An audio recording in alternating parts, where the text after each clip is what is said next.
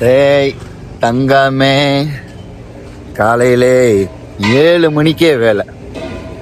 காலையில் 7 மணிக்கே நம்மளுக்கு வேலையை ஆரம்பிச்சாச்சு. நம்மளும் ஒரு வாரமாக வந்து 7 மணிக்கு தான் வேலைக்கு வரோம். டொங்குன்னு சவுண்டு கேட்குது. சை, காலையில் 7 மணிக்கே வேலைக்கு வர ஆரம்பிச்சாச்சு. ஏன்னா நம்மளுக்கு காலையிலே குப்பையாபாளையம் போகிறோம் லோடு ஏற்றிட்டு. நம்ம கம்பெனி வந்தாச்சு.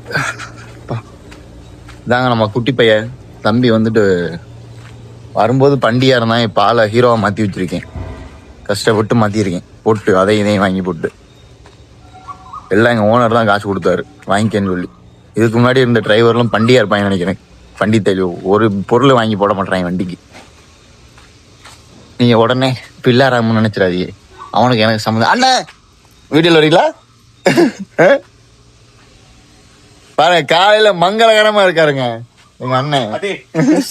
யூடியூப் காலையில மங்களகரமா இருக்காரு. இவர் தான் இந்த கம்பெனி ஓனரு. பாத்துங்க,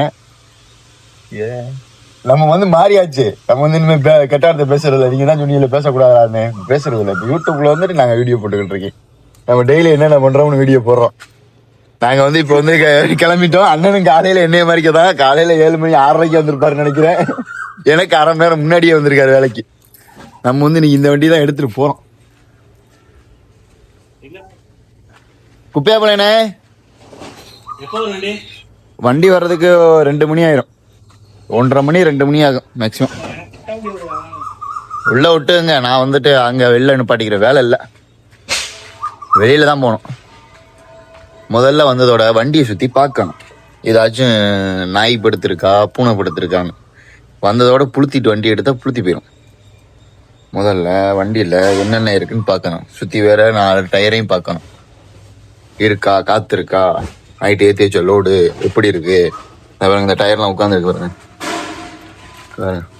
டயர்லாம் உட்காந்துருக்கான் பார்க்கணும். முதல்ல பார்க்காம எடுக்கக்கூடாது வண்டி. கிட்ட போங்க, சுற்றி வேற பார்த்துட்டு அப்புறம் வண்டி எடுக்கணும். ஏன்னா திடீர்னு நாய் இருக்கலாம், பூனை இருக்கலாம், ஏதாச்சும் ஒன்று படுத்திருக்கலாம். யாருக்கு தெரியும்? இந்த கருவாப்பை காலியே உள்ள போய் படுத்து கிடப்பான். டக்குன்னு ஏற்றி இறக்கணும்னா செத்து போயிட்டானா யாரு மேலே கேஸு? என் மேலே தான் கேஸு. நீ ஏன்டா வண்டியை பார்க்காம எடுத்தேன்னு. அதனால நம்ம சேஃப்டி நம்ம தான் பார்த்துக்கணும். வண்டியை திறப்போம். எங்க நம்ம ஓனர் இன்னும் காணோம். என்னங்க எங்க ஓனரை காணோம்? எங்க ஓனரை காணவில்லை. அப்பா,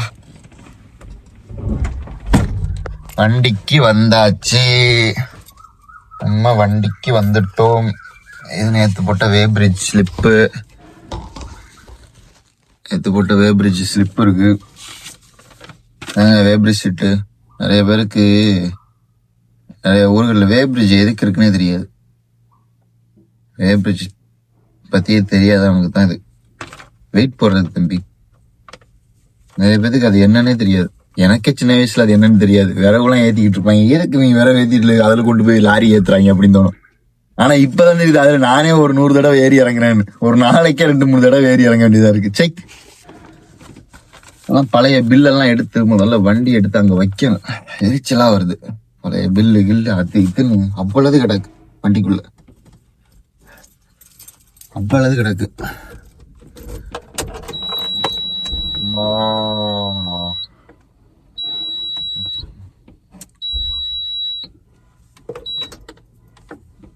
மடி எத்தனை நாள் வந்ததையா சொன்னதையா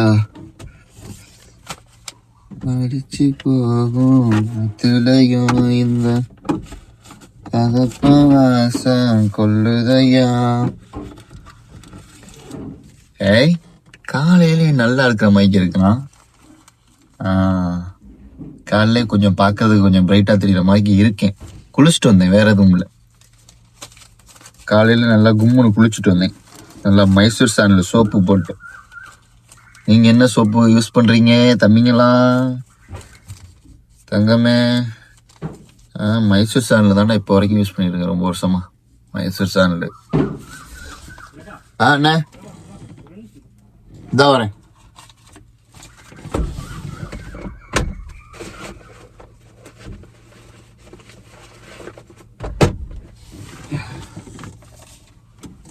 சரி போயிட்டு வந்துடுறேன், அண்ணன் கூப்பிடுறாரு.